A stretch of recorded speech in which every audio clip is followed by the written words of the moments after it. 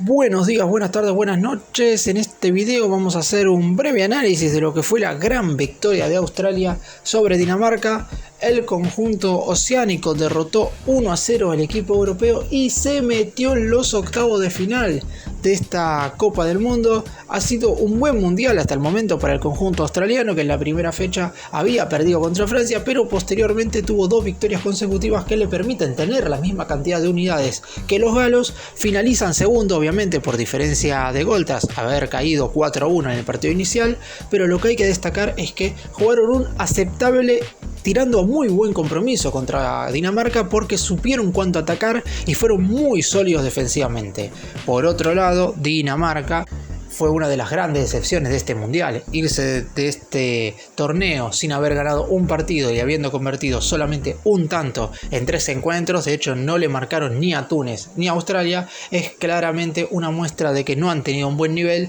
y por eso están afuera de la Copa del Mundo. Empecemos.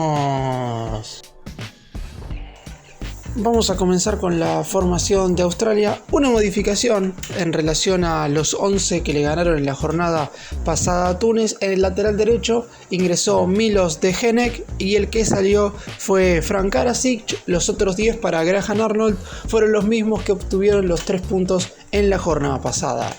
Los 11 de Australia fueron los siguientes: en el arco, el capitán del equipo Matt Ryan, los 4 defensores Milos de Genek, la dupla de centrales Harry Souttar, Kyle Rowles y el lateral por izquierda fue Aziz Behich. En la mitad de la cancha, como volante por la derecha estuvo Matthew Leckie, como volante por izquierda Craig Godwin y la pareja de mediocampistas centrales estuvo conformada por Aaron Mooy y Jackson Irving. Los dos delanteros Riley McGree y Mitchell Duke. Mientras que por el lado de Dinamarca, su entrenador Kasper Hjulmand realizó 3 modificaciones en relación a los 11 que habían caído ante Francia, pero me parece que lo más importante tiene que ver con la modificación del cambio de esquema. Contra el equipo francés jugó con una línea de 5 defensores, claramente buscando más solidez defensiva, mientras que en este partido contra Australia decidió volver a la línea de 4 para jugar con un clásico 4-3-3. En cuanto a los cambios, ingresaron Mathias Jensen, Andreas Skop Olsen y Martin Braithwaite, y los que salieron fueron Victor Nilsson, Mikkel Damsgaard y Andreas Cornelius. Los 11 de Kasper Hjulmand para Dinamarca en este partido fueron los siguientes: el arquero fue Kasper Schmeichel, los 4 defensores Rasmus Christensen, Joaquín Andersen, Andreas Christensen y Joaquín Mele, los 3 mediocampistas Pierre-Emil Højbjerg fue el más posicional y a sus costados jugaron Mathias Jansen y Christian Eriksen, y los 3 delanteros fueron por un lado Andreas Skop Olsen, por el otro Jesper Lindström y el centro delantero y referencia de área fue Martin Braithwaite. Vamos a comenzar analizando el primer tiempo, sabiendo que a Australia le servían prácticamente 2 resultados siempre y cuando Túnez no le ganara a Francia, mientras que a Dinamarca solo le quedaba ganar para pasar a los octavos de final. Se notó en la primera etapa cuál de los dos equipos tenía un poco más de necesidad. Dinamarca jugó un poco más desesperado, pero tenía muy buen pase al pie, sobre todo en sus mediocampistas, en Eriksen, en Højbjerg y en Jensen, de muy buen dominio de balón, y pudo generar alguna situación de gol clara. Sin embargo, a mi entender, no hizo los méritos suficientes como para irse ganando al entretiempo. Matt Ryan, el arquero australiano, realizó una buena tapada, pero el equipo que juega las eliminatorias con los países de Asia también tuvo las suyas. A mi entender, el empate en estos primeros 45 minutos estuvo más que perfecto, teniendo en cuenta la necesidad de ambos, que Australia estaba muy bien parado, con un 4-4-2 muy estable, con los 2 mediocampistas externos, con Leckie y con Godwin, haciendo muy bien el trabajo de ayudar tanto a los laterales en defensa como también para sumarse al ataque con los delanteros, mientras que por el lado de Dinamarca también estaban haciendo bien su trabajo. Recordemos que el técnico danés decidió, por ejemplo, cambiar a 2 de los 3 atacantes, lo que quiere decir que no quedó tan conforme con el rendimiento en ofensiva en el partido anterior, el cual fue derrotado 2-1 ante Francia. En esta primera etapa vimos a un Dinamarca con muy buen traslado de pelota. Eriksen como número 10 fue la gran figura, a mi entender, no quizás tanto por las jugadas más destacadas, porque tampoco es que metió un pase gol como para generar una situación de gol verdaderamente clara, pero sí se hizo cargo del equipo cuando el resto de sus compañeros a lo mejor sentían un poco esa presión de no poder generar ocasiones como para convertir. Dinamarca no tenía que esperar que el tiempo pase, tenía que convertir un tanto como para obligar a Australia a salir un poco, y ahí se iban a empezar a generar los espacios. Por otro lado, el equipo conducido por Graham Arnold estaba muy bien en su bloque sólido, los dos centrales jugando un muy buen partido, y son jóvenes porque los dos tienen 24 años, y es por eso que en definitiva el primer tiempo fue un justo 0-0.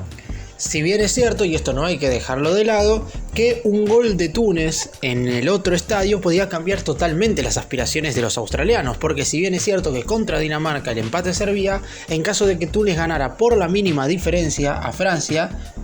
ponía a Australia fuera del mundial. El conjunto africano era quien se clasificaba definitivamente segundo. Sin embargo, en esa primera etapa no llegaban malas noticias del encuentro entre Túnez y Francia. Estaban igualando 0-0, tal como lo estaban haciendo Australia y Dinamarca, y eso obligaba a los australianos a quedarse con lo que estaban haciendo, con este buen bloque sólido defensivo, con los laterales volantes atacando muy pero muy bien y defendiendo de manera óptima, y con un Dinamarca con una posición de la pelota quizás por momentos bastante insignificante, en el sentido de que no tenían un futbolista que acelerara, porque si bien es cierto que la mayoría de los jugadores daneses tienen muy buen traslado y distribución de la pelota, no hay ninguno de 3/4 para adelante que pueda sacarse un rival de encima como para quedar en definitiva mano a mano con el arquero o hacer un pase filtrado. Eso lo puede hacer Eriksen, pero la velocidad de los delanteros daneses tampoco es la mejor como para ganarle a los defensores australianos. Es por eso que en ese primer tiempo, con un Dinamarca con obligaciones de ganar pero sin poder producir eso dentro del campo de juego, y con una Australia que estaba tranquilo teniendo en cuenta que el empate le alcanzaba mientras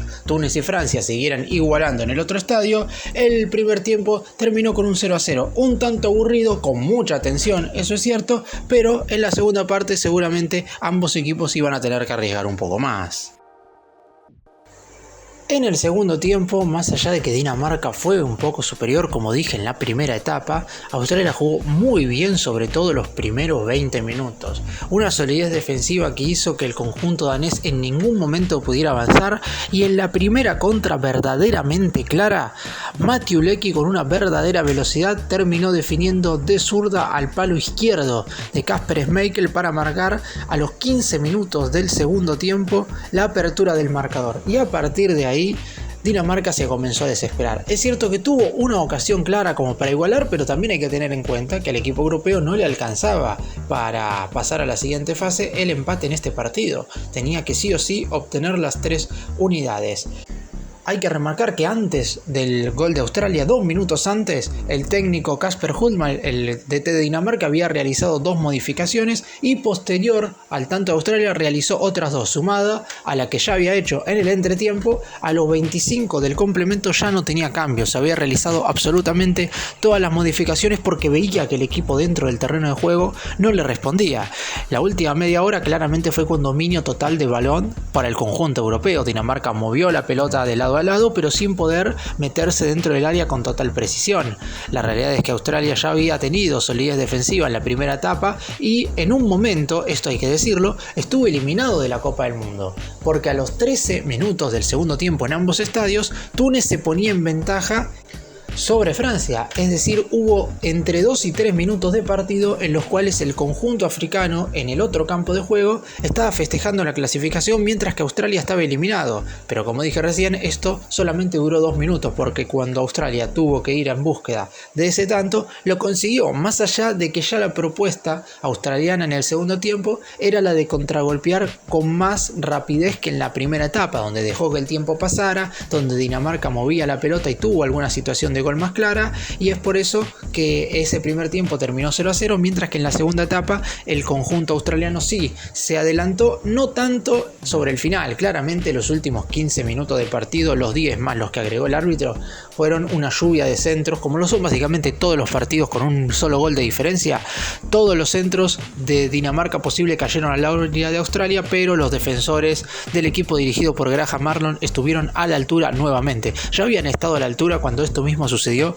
en el encuentro pasado ante Túnez, donde también iban ganando por 1-0 rápidamente, fue en aquella oportunidad en el primer tiempo y tuvieron que aguantar prácticamente 70 minutos con un gol de diferencia. Luego de perder el primer partido ante Francia por goleada, Australia se recuperó y ganó los siguientes 2 compromisos con un solo tanto de diferencia, tanto contra Túnez y ahora contra Dinamarca, y alcanza para avanzar a los octavos de final, y ahora tendrán que esperar rival, donde puede ser cualquiera de los otros equipos que están en la otra zona, con excepción de México. Puede ser Polonia, puede ser Argentina, puede ser Arabia Saudita. Veremos en definitiva cuál es el rival de Australia en octavos de final, que luego de haberse quedado afuera en un grupo muy parecido en Rusia 2018, porque recordemos que hace 4 años Francia entró primero, igual que ahora, pero Dinamarca había entrado segundo. En esta oportunidad Australia arrebata ese lugar en el segundo puesto y el equipo danés termina siendo una de las mayores decepciones de este mundial. Luego de lo que fue la semifinal de la Eurocopa el año pasado, donde Dinamarca se metió entre los 4 mejores del torneo, en esta oportunidad se va de este mundial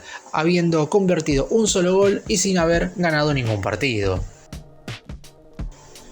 ¿Cómo finalizó este grupo D? Francia primero con 6 puntos, producto de las 2 victorias frente a Australia y Dinamarca en los 2 primeros partidos y con una diferencia de gol de +4. Por eso finalizó por encima de Australia, que también tiene 6 puntos, producto de 2 victorias en los últimos 2 cotejos. Cayó ante Francia en el primer compromiso, pero después derrotó por la mínima diferencia tanto a Túnez como a Dinamarca. El equipo africano, tercero con 4 puntos, lamentablemente ha quedado eliminado del torneo,